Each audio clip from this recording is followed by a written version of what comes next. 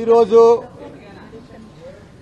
బంగారం లాంటి తెలంగాణను కాంగ్రెస్ ప్రభుత్వం వచ్చినాక అతలం కుతలం చేస్తున్నారు. అసలు ఎవరికి అర్థమే అయితే లేదు. ప్రజలంతా అయోమయంలో పడిపోయినారు. రైతులు ఇప్పుడు ఈరోజు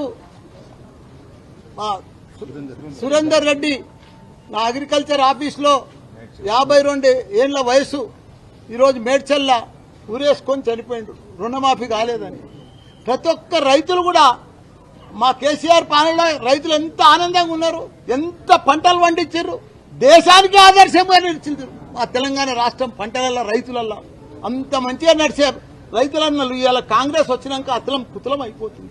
రుణమాఫీ చేస్తా అంటారు, మోసపూడితే మాటలు చెప్తారు, 32 కోట్లు అంటారు, 31 కోట్లు అంటారు, 42 కోట్లు అంటారు. మళ్ళీ ఆఖరికి ఇచ్చేది 10-12 కోట్లే. అవి కూడా ఎటు కాకుండా ఇచ్చేసారు. మళ్ళా గుడ్ల మీద ఒట్లు తింటారు, దేవుళ్ళ మీద ఒట్లు తింటారు. ఆ ఒట్లకు కూడా సరిగా చెయ్యరు. ఎక్కడ చూసినా ఇప్పుడు చూసినా అత్యాచారాలు, గుండాయిజము, రౌడీజము, ప్రతి జాగాలో కూడా ఇదే నడుస్తుంది.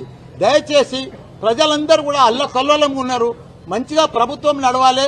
కాంగ్రెస్ ప్రభుత్వం వచ్చినాక పెద్ద పెద్ద స్కీములు చెప్పిర్రు, కానీ వాళ్ళు ఏం ఇంప్లిమెంట్ చేయలేకపోతున్నారు.